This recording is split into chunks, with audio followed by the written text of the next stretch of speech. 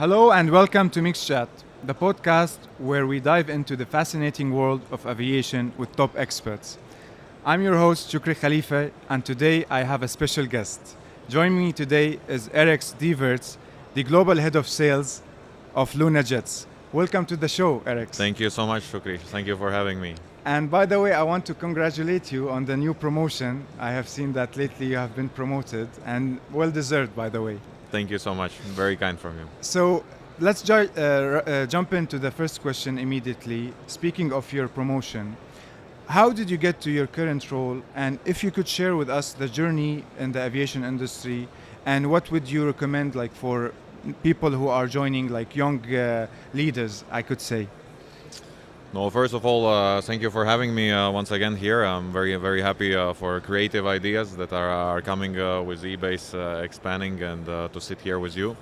So my story with LunaJets is quite interesting. So I consider myself still young, being 28. So I managed to get into business aviation industry straight after graduating from Coventry University.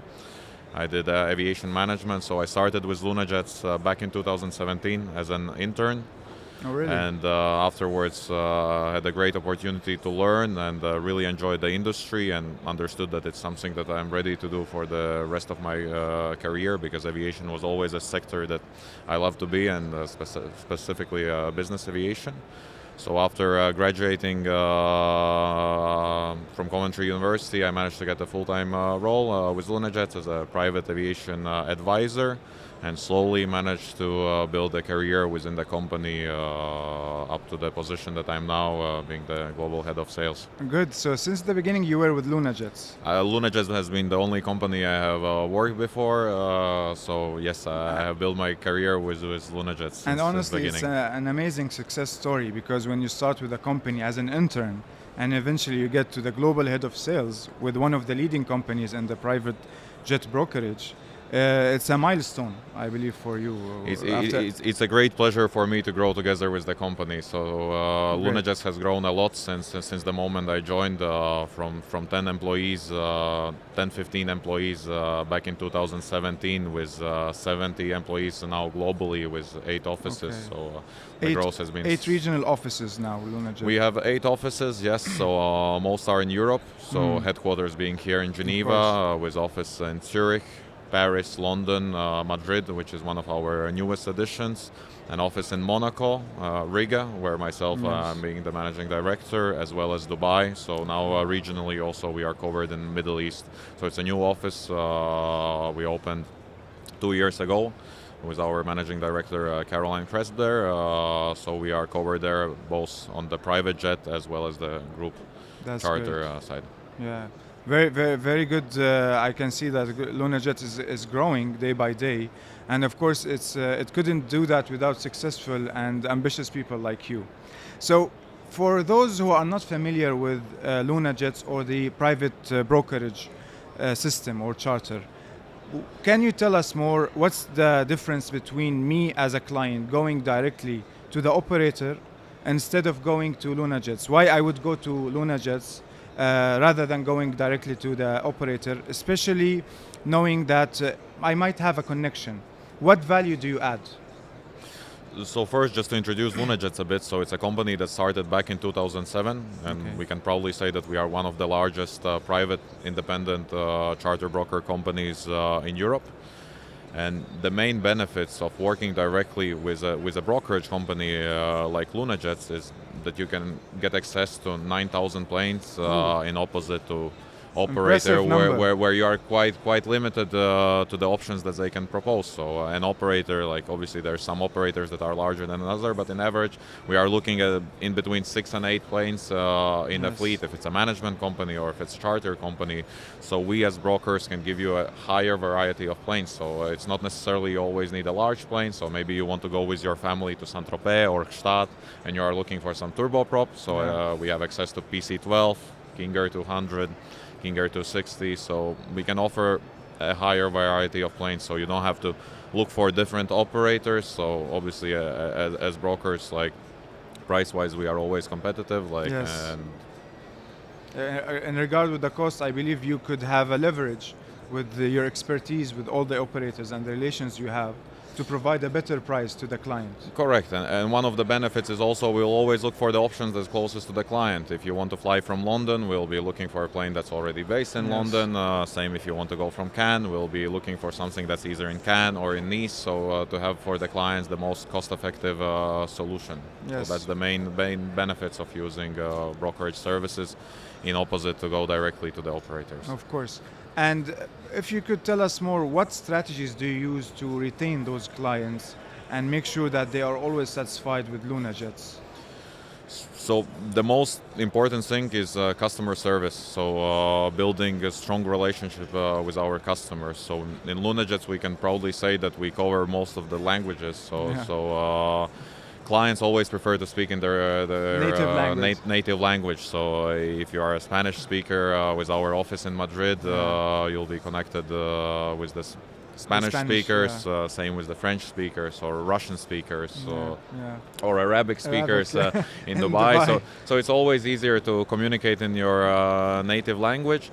Plus in LunaJets, we have a key account system, so we have one person responsible for a client. So it's more comfortable when you are familiar with your agent, that agent knows your preferences, the agent knows what your family likes, where you live, where to organize ground transportation, what extra services you require, your catering wishes. So that's why we consider ourselves in a strong position, that we know our customers very well, and that's why we managed to build strong bonds. And myself, starting in 2017, I have same clients flying with me, so it's already for the last 7 years. For the past 7 years, same people flying. So it's all about bond. Obviously, you have to be competitive in terms of price, which we are. But most importantly, it's relationship, your availability, customer service, professionalism. So basically we could say that LunaJet is a client-oriented company where you always meet their expectation and make sure that they're satisfied because you know their preferences, you know what they need. You dedicate a special person who take care of everything they need. Correct. And LunaJet's client will be always in the first place.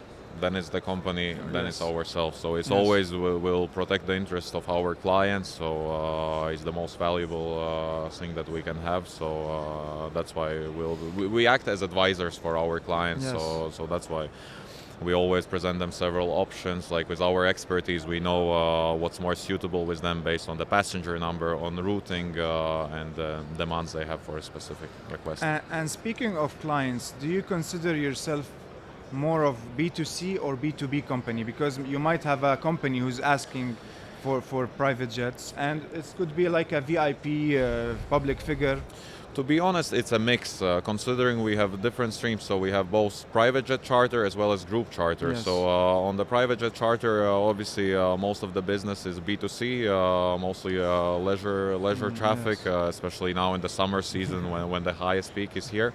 But also with book me a flight to Bali, you know. Exactly. So everyone wants to enjoy the sun. So summer period, kids have the holidays. So mostly it's leisure flights in the summer season. But again, with the group charter, it's mostly B2B. So corporate companies who want to have a team building activity, I don't know, somewhere in Scandinavia, our group charter can source that.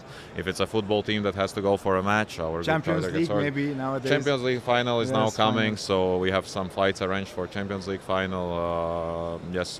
And that's the differentiation with LunaJets, with other brokers, that we cover both private jet, group charter side, plus the sales acquisition. So if our client understands, I'm flying a lot for charter, I think it's time to acquire my own plane, we have our team that can help with. Definitely.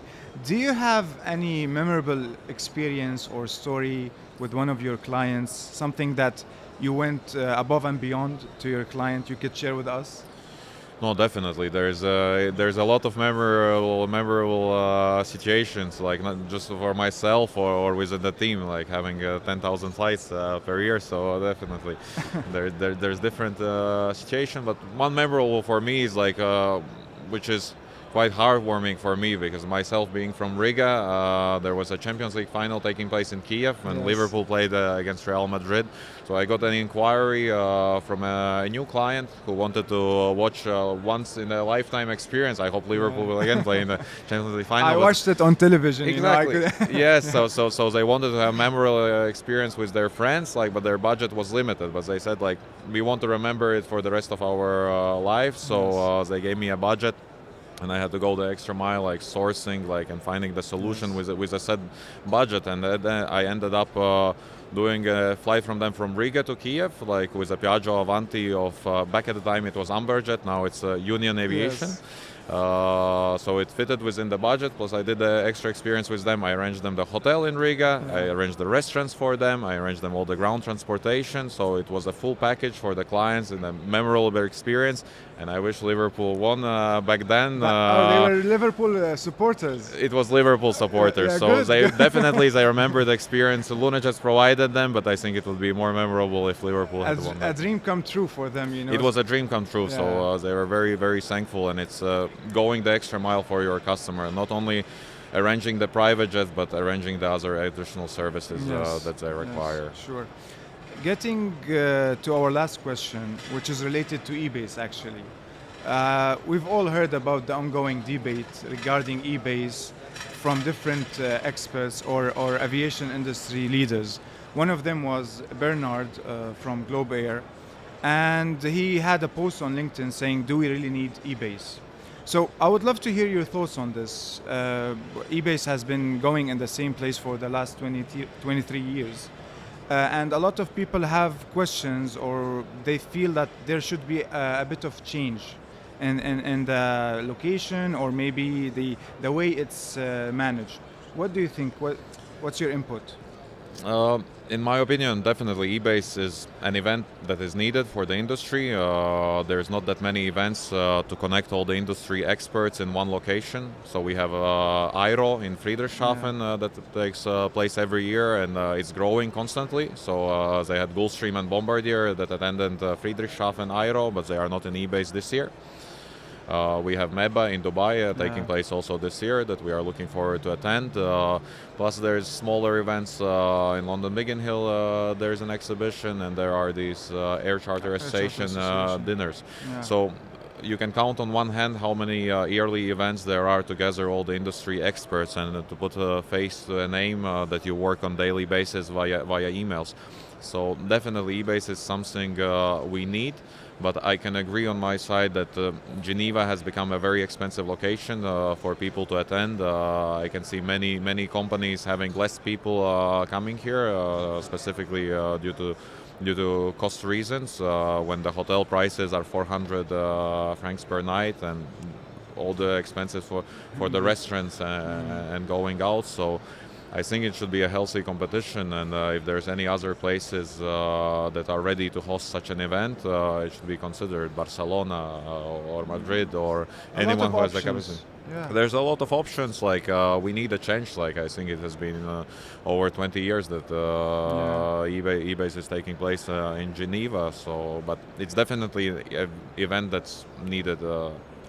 Nobody is doubting that, actually. I agree with you totally. But it's about talking to the new startup companies. For example, let's say a new company with 10 people. It would cost to send a team of 3 people more than 5,000, 6,000 euros. And that's too much for a small company. Of course, from that perspective, I completely agree with you. But again, if you want to travel to all your suppliers and all the operators, cost-wise, again, it will be expensive. But EBase is definitely needed. But I think if there's a healthy competition and there's other locations that propose to host this event, we'll be happy to go to any other location than Geneva. Definitely, I totally agree with you.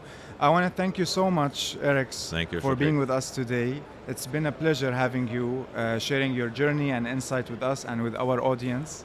And to our listeners, I want to thank you for tuning in. If you like the episode, please share it and leave a comment. And please join us in the next episodes, because we're going to have much more fascinating conversations like we had today with Eriks.